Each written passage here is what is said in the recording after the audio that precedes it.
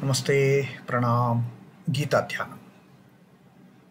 Om Parthaya Pratibodhitam Bhagavata Narayanena Swayam Vyasena Gratitam Purana Munina Madhye Mahabharatam Advaitam Mritavarshinim Bhagavatim Ashtadashadhyayinim Ambatvam Anusandadhami Bhagavad Gite Bhavadveshinim.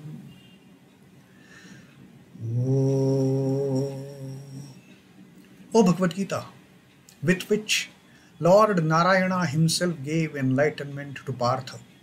The ancient sage Vyasa included it in the Mahabharata. O Goddess, showerer of the nectar-like knowledge of non-dualism contained in your 18 chapters. O my affectionate mother, the destroyer of rebirth, I meditate upon thee. Krishna Vandana. Vasudevaya Sutam Devam Kansachanura Mardanam Devaki Paramanandam Krishnam Vande Jagadguru. Son of Vasudeva, the slayer of Kansa and Chanur, extreme delight for Mother Devaki. O Lord Krishna, the supreme teacher of the universe, my salutations to you.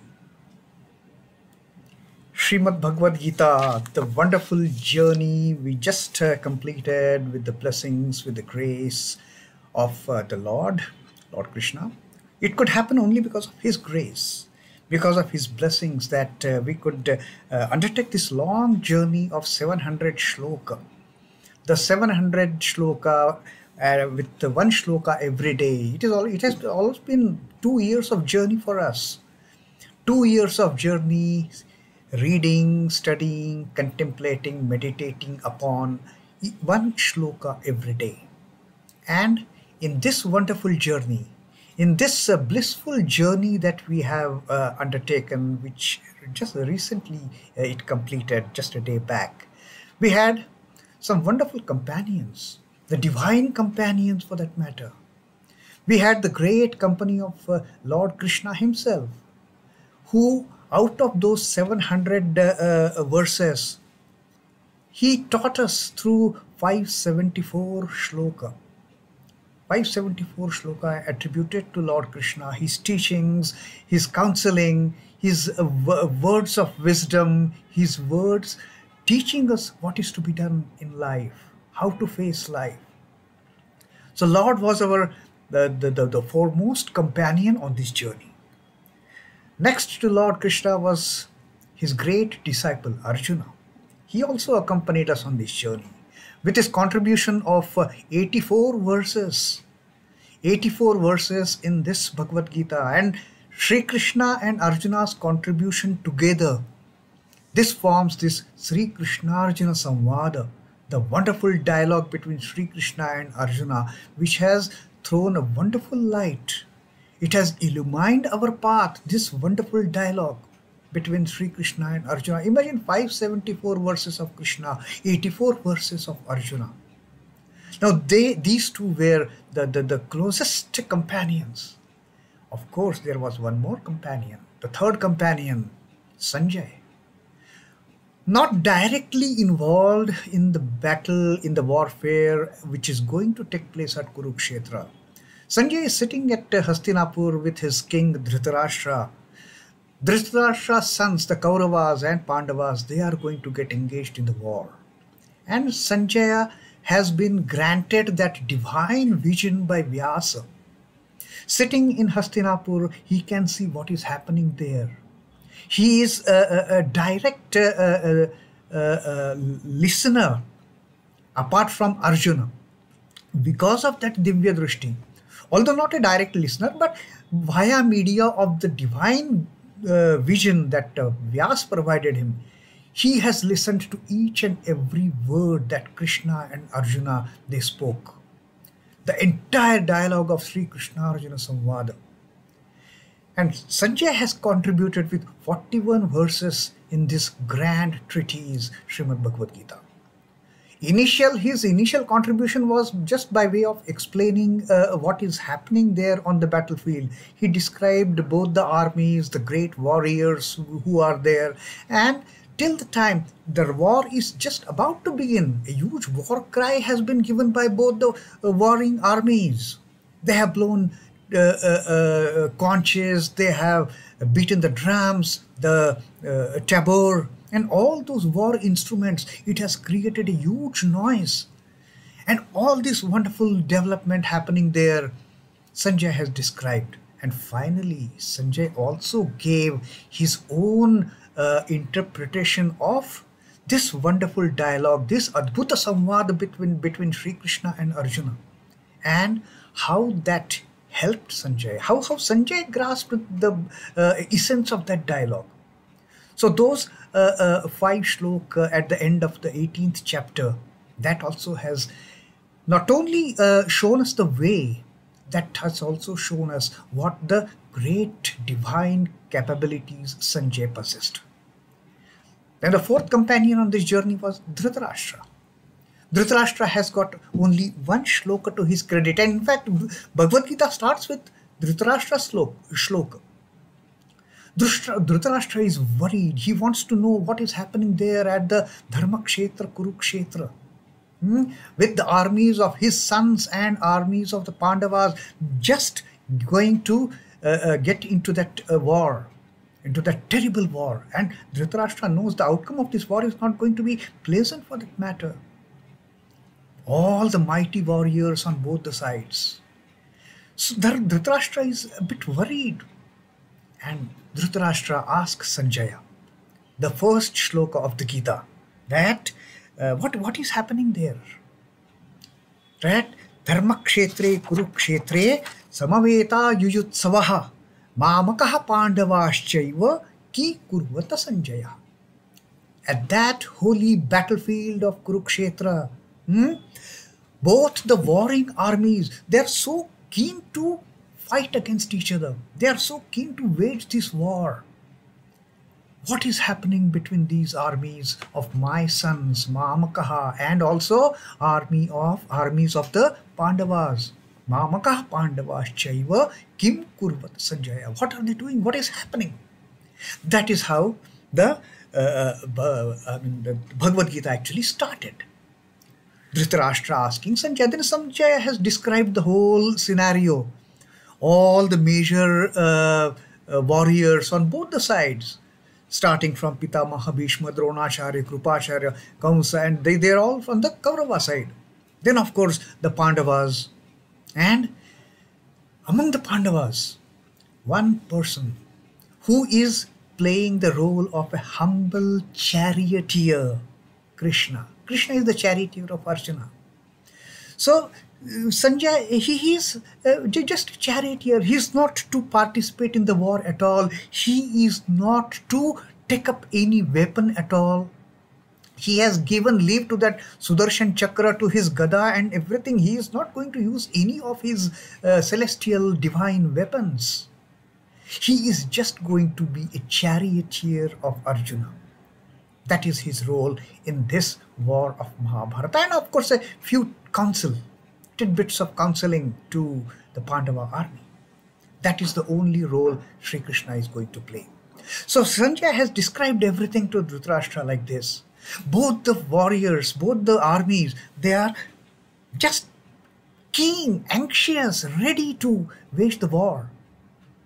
Huge war cry has been can be heard at the battlefield of Kurukshetra. All those instruments, the trumpets, the conches, the tabors, everything is just blown and beaten. And while the war is just about to start, something happens, something very interesting happens. Arjuna tells Sri Krishna that just take this chariot in between the two armies. Let me see who is so keen to fight against us, who is so keen to wage this war for pleasing that evil-minded Duryodhana. And Sri Krishna, of course, is a charioteer. Whatever Arjuna says, he has to do. Sri Krishna brings the chariot in between the two armies of Kauravas and Pandavas. And a very smart move, a very smart gesture for that matter by Krishna. He places the chariot just in front of Bhishma and Drona, the towering, gigantic personalities, the most beloved of people for Arjuna, grandsire Pitamaha Bhishma, Arjuna's most favorite relation, the grandsire, and his beloved teacher Dronacharya. They are fighting for Kauravas against Pandavas. And Sri Krishna has placed the chariot just right in front of them and in front of all other mighty kings of various countries, Mahipatihi, who are fighting both for Kauravas and Pandavas. Arjuna sees that. And looking at Bhishma, looking at Drona, looking at his own cousins, evil they are, but still, huge amount of compassion, a pity, just sparks in Arjuna's heart. And Arjuna starts feeling, oh my God, I have to fight against these. They are my own people. And then that concept of svajana comes up in his mind. I have to fight, I have to kill my svajana, my own people I have to kill. Now Arjuna's buddhi, his intellect, is totally veiled by ignorance, totally veiled by delusion. He starts considering those evil-minded, the wretched cousins as his own, and thinking about killing all these people on the battlefield. Arjuna is desperate. He gets into that unfortunate situation of becoming despondent. And that is what happens. He slumps in the chariot. He just tells Krishna, I cannot fight. He tells Krishna, I am not going to fight. My limbs are all shaking. My organs are failing me. Sindanti mama gatrani mukham cha parishishyati. Even my mouth is getting dried, getting parched. I have no strength in me. I'm just collapsed. Having said that, Arjuna literally collapses. He just slumps in the chariot. His Gandiva, that mighty bow that Arjuna is famous to fight with, that is thrown from his hands. That is cast down. Arrows are scattered. Arjuna is slumped. And with these external symptoms of the weakness, Sindanti mama gatrani, shivering, feeling feverish. And with these external symptoms, Arjuna's the mental makeup is also overtaken by delusion. And he just utters that now I cannot fight. And that's it. That is how the first Adhyaya has started and ended with Arjuna slumping in the bowl. Looking at this condition of Arjuna, Sri Krishna sees this pitiable condition and he just rebukes Arjuna seeing this condition. He chastises Arjuna. He scolds Arjuna using very harsh words. Those words, that is the first time Sri Krishna has uttered those words, Sri Bhagavanu Vacha. Although in the first Adhyaya, there is a mention of Sri Krishna telling Arjuna, look, now we have come here in between the two armies, see against whom you have to fight. That is what he indicated, that Sanjay told us that Sri Krishna has spoken. But now here, this is the first time Sri Krishna utters words to Arjuna, Sri Bhagavanu Vacha, and they are so strong and harsh words that Kutastva Kashpalamidam Vishame Samupasthitam. At this critical juncture, when the war is about to begin, from where this unfortunate condition has come over you, from where this pitiable condition has come over you, Kutastva kashmalamidam vishame samupasthitam anaryajustam asvargyam akirtikaram Arjuna. The condition that you are in, it is unaryan. It doesn't fit to the man of great valor, the man of great strength that you are supposed to be. The Arya is a person who is he's supposed to have great valor, great strength, great might. And the condition that Arjuna is, it is absolutely unworthy for a man of valor. This condition is not going to get any rewards for Arjuna. Swargyam, he is not going to find place in the heavens. He is not going to find a better place hereafter. So Sri Krishna says it is of no use. It is Aswargyam, and on top of it, it is Akirtikaram. It is going to bring disgrace to you. And for a man of valor, for a man of might, for a man of great strength, what can be wrong? What can be the poorest happening than getting disgraced? This person is crying and running away from the battlefield. He is supposed to be a mighty warrior. So Sri Krishna tells him, this is going to bring disgrace to you. This is going to get you no rewards, no place in the heavens. And this condition that you have got into is absolutely pathetic. It is unworthy of a man of valor, man of strength, man of might, an Arya. And then Sri Krishna tells him, look, now get over it. Klaibhyam masma gamah partha na etat tvai upapadyate. That this importance, Klaibhyam, this importance, that unmanliness that has come over you, it doesn't fit you at all. Na upapadyate. So what he should do now? He should kshudram hrudaya daurbalyam tyaktva uttishta parantapa. That is what Sri Krishna says. Give up this mean faint-heartedness. It is not just ordinary faint-heartedness. It is kshudram hrudaya daurbalyam. It is the lowest of the lowest kind of faint-heartedness. And Sri Krishna tells him, give it up. Just shun that mean faint-heartedness and get up. Get up for what? Get up to wage the war.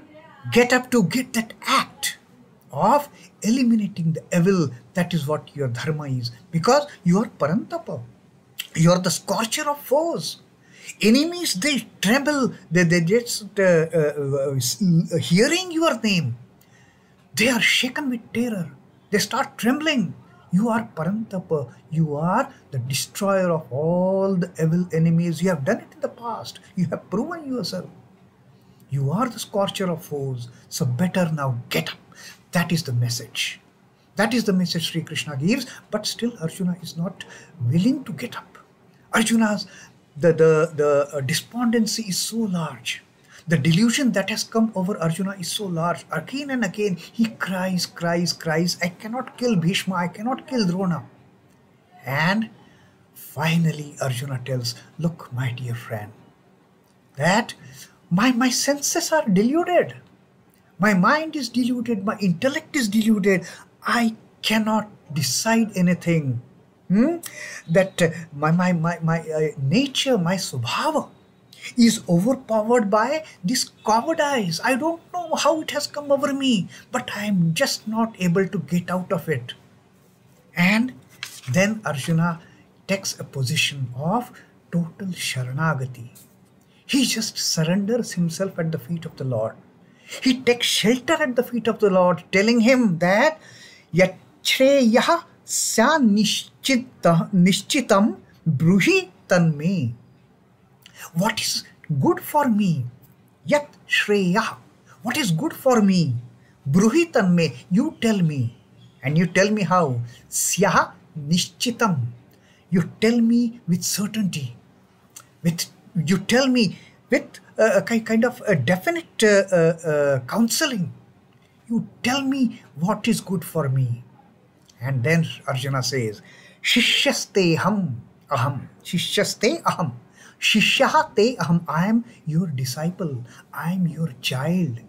Shishyate aham. Shadhi mam tva prapannam.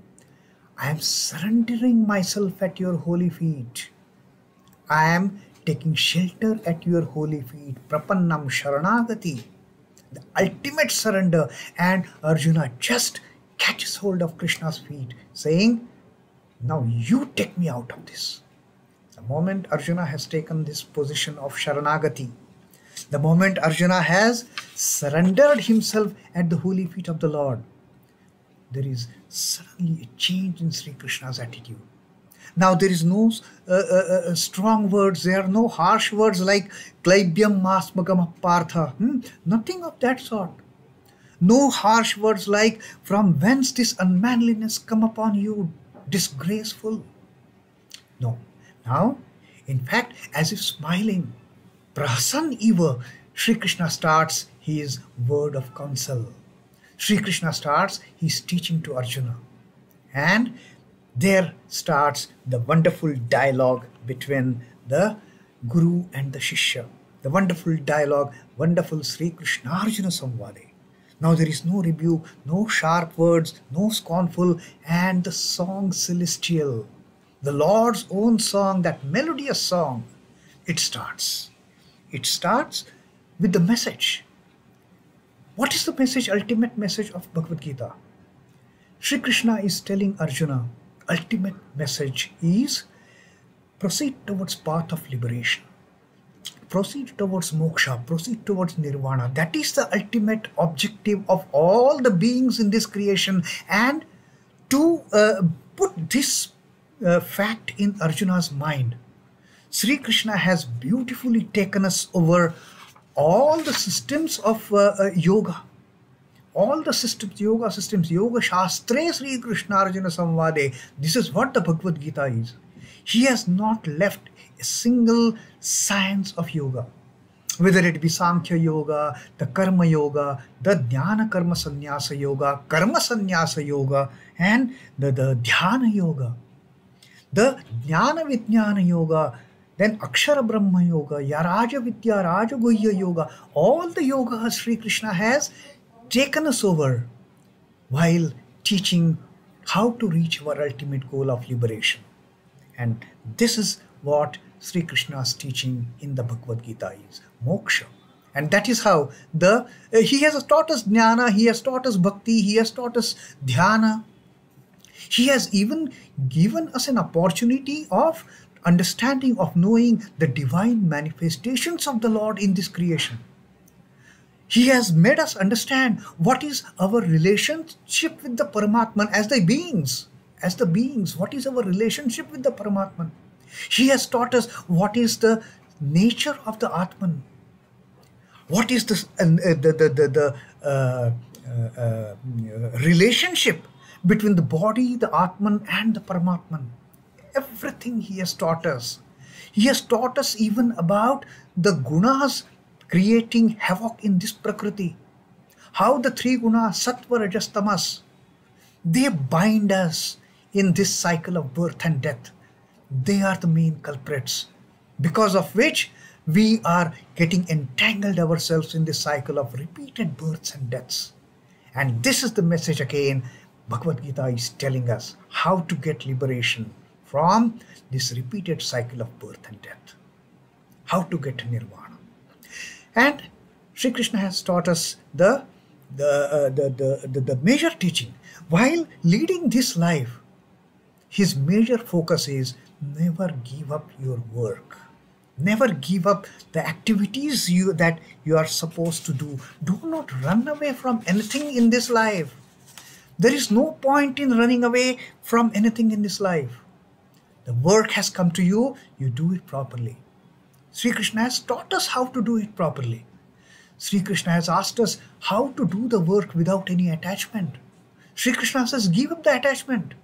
Give up the ownership that I am doing this work. Consider yourself just to be an instrument in the hands of the Lord. The Lord has given you this opportunity of doing something. Do it. Don't run away. Don't leave your home and herd and go and run away into the forest and sit in the cave. That is not the way of obtaining liberation.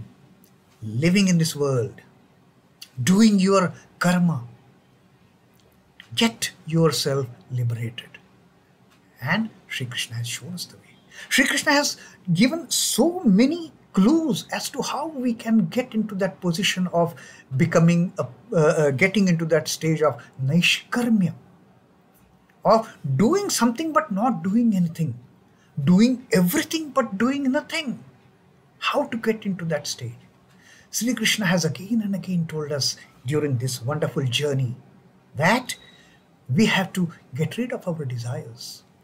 No desires. No desire for any worldly enjoyment. Just lead the life as a mother's child. Don't ask for anything. Don't desire for anything. Don't seek anything. Don't even seek the fruit of the work that you are doing, because it is not your work. Sri Krishna says, when it is not our work, how can we even expect any fruit out of it to be got to us? Because if it is our work, if we are expecting any fruit out of it, then if it is good fruit, it will also bring some bad along with it.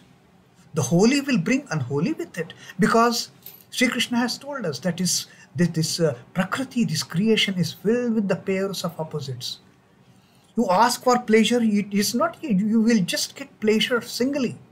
You will get pain along with it. You will never get joy singly. You will get sorrow along with it. You will never get happiness singly. You will get unhappiness along with it. So this is what Sri Krishna has again and again told us. This is the way to work. This is the way to work. This is the way to work. And Sri Krishna told us that till the time you are embodied, this jiva is embodied in this cage of Pancha Mahabhutas. You can never ever avoid work. It is just impossible. Nahi deha bhruta shakyam tyaktyu karmani asheshatah. For the deha bhrut, for the embodied beings, it is impossible to get rid of the work in totality. So if that is the thing, then let us start doing the work like Sri Krishna has told us. Let us give up opportunity, the attachment. Let us give up the ownership. Let us give up desires. Let us give up the play of this emotional mood swings. Getting angry on someone, hitting someone. It is of no use at all. Go beyond that. Get into the position of that person with a balanced mind, sthita prajna. Whether it is good, whether it is bad, whether it is hot, whether it is cold, whether it is joyous, whether it is sorrowful, be with the same mental attitude. Remain in that bliss, remain in that peace, remain in that mood of calmness. So that is what Sri Krishna has taught us. So that was the wonderful teaching of Sri Krishna that we have gone ahead with, in company of Sri Krishna, in company of Arjuna, in company of Sanjay, in company of Dhritarashtra. And of course, there was fifth hidden companion on this journey with us, Vedavyasa. His contribution in Bhagavad Gita cannot be ignored. Because after all, it was Vedavyasa because of whom Sanjay could get that divine vision, that Divya Drishti, and he could narrate word to word, verbatim. He could narrate what is happening there between Sri Krishna, what words are being spoken of between Sri Krishna and Arjuna. So Vedavyasa was the fifth hidden companion with us. We couldn't see him directly like we could see Sri Krishna, we could see Arjuna, we could read verses of Sri Krishna, we could read verses of Arjuna, we could read verses of Sanjay, and that lone verse of Dhritarashtra also we could read. So this was the journey from the first verse till the end of the Moksha Sannyasa Yoga, where Sri Krishna actually taught us how to get to that stage of moksha by sannyasa. Now, on this particular thing, while reading the Gita, our holy trio, Sri Ramakrishna, Ma Sarada, Swami Vivekananda, they have also interpreted, they have also given their teachings on Sri Krishna's teachings. Through their lifetime, they have given a valuable guidance, they have given valuable advice, they have given valuable quotes to us to keep us remembering, to keep that those quotes, they keep us reminding of Sri Krishna's teaching in the Bhagavad Gita and how we can bring it in our practical living. Now, to just give you an example of what Swami Vivekananda, he has written about what we can get from reading the Bhagavad Gita. What is the essence that we can take from reading the Bhagavad Gita? Swami Vivekananda has written, I will just read out that passage. We read in the Bhagavad Gita again and again that we must all work incessantly. We must all work. We cannot avoid working. Now, all work is by nature composed of good and evil. That pairs of opposites in this play of creation, in this play of Prakriti, what Sri Krishna has told us. Every work, if it is producing good result, it will also bring some kind of evil with it. We cannot do any work which will not do some good somewhere. There cannot be any work which will not cause some harm somewhere. Every work will do good as well as do harm. The proportions may be varying, but it won't be 100 good and 0 harm. It may be 99.99 good, 0.001 harm. That is always there. Every work must be necessarily a mixture of good and evil, yet we are commanded to work incessantly. Lord tells us, work, work, work. Now, if we are going to accrue these good and evil effects of the karma with our this journey, life after life after life, if we are going to carry this balance sheet with us, how to get rid of it?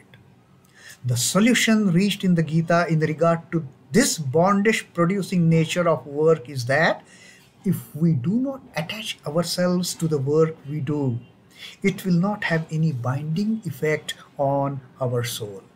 The moment we detach ourselves from the ownership of the karma, this good and bad would come to us. Lord, this is your work. I am an instrument in your hands. I am doing it. Whatever good or bad is there, you take care of it. It is not mine. And Sri Krishna has told us that you work in this manner. I will wipe out all those sins, all those evils, all those ills. I will clean your slate. In this connection, I am also reminded of the teaching that Sri Sarada Devi gave, Holy Mother. She says, through work alone can one remove the bondage of karma. You cannot remove bondage of karma by avoiding work. Ma says, only through work you can avoid the bondage of karma, not by avoiding work. Total detachment comes later on. That is much later stage. One should not be without work even for a moment. What a wonderful advice. Do the work, but don't do the work as I am doing it. Do the work as I am mother's child, I am doing mother's work. Do the master's work, saying I am his servant, I am doing the work. All the burden of that work is on master. Why should I take that responsibility? I am a mere puppet in the hands of that puppeteer.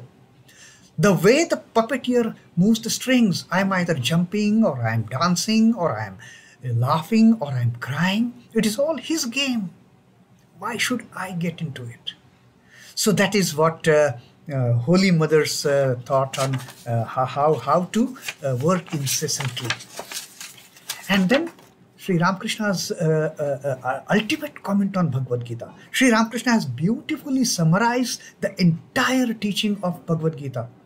He says, if you want to understand what Lord Krishna taught in the Gita, you utter the word Gita 10 times. What happens? Gita, Gita, Gita, Gita, Gita, Tyagi, Tyagi, Tyagi, Tyagi. You become a renouncer. You give up everything. That is the ultimate message of Bhagavad Gita. And what do we give up? We give up our desires. We give up our lust and greed. We give up our attachment to worldly enjoyments. And we give up our ego. We give up this mean personality, mean I. And convert that mean I into the Mahat I. That small I has got no significance. That ego. Just get rid of that ego, Sri Ramakrishna says. That is what Bhagavad Gita says. That renounce whatever Lord has told us to renounce. Give up all those things. The beautiful message by Sri Ramakrishna. Tyagi. Tyaga is the real message of Lord Krishna to get to that state of nirvana, to get to that stage of moksha. And finally, if you ask me, what is the ultimate take from Bhagavad Gita that Arjuna has told us? Arjuna has actually told us what we should take from Bhagavad Gita. His last shlok in Bhagavad Gita, when Krishna asked him, have you listened to my words attentively with single focused mind? Has it destroyed your delusion? Has it helped you? And what was Arjuna's answer? Arjuna said that Nashtaha mohaha smrutir labdhva tvat prasadan maya achyuta. O Achyuta, O one with the steadfast position, O one who can never be shaken under any circumstances, O Achyuta, with your grace, tvat prasadan maya labdhva, I have got back my memory, smrutir labdhva, and nashtaha mohaha, all that delusion is wiped out. With your grand teaching in the Bhagavad Gita, all the delusion is wiped out. I have regained my all memory, smrutir labdhva, who I am, what I am supposed to do.